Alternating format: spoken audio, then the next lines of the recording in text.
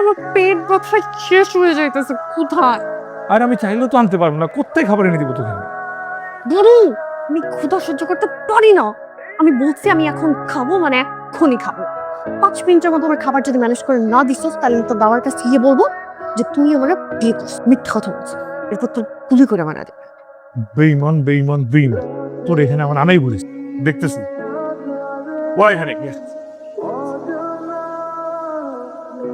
লাইজু খালা দাদি ডাকতেছ।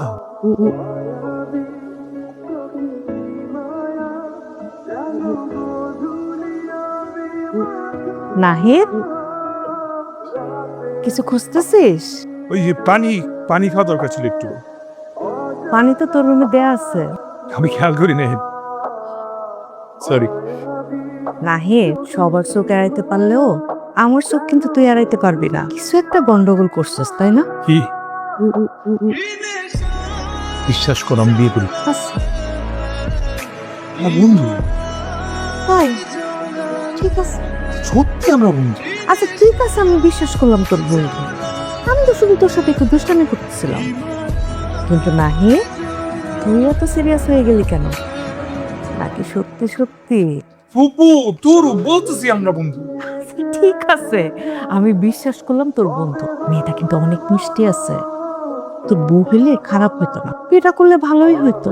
তোর সাথে বউ হিসেবে ভালো মানাইতো। কিছু লাগে আবার বলিস। না রে, এই লাইজু, লাইজু কই গেলি?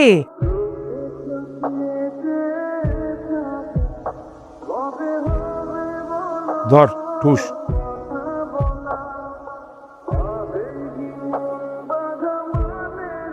ওই ওই আস্তে খা, কল আটকে পাতো। মেহমান কই?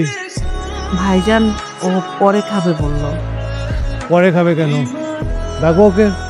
লাইজু, যা মেহমানকে ডেকে নিয়ে আয়।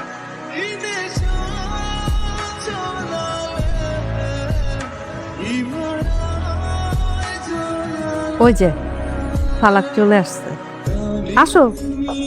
আসো মা, বসো।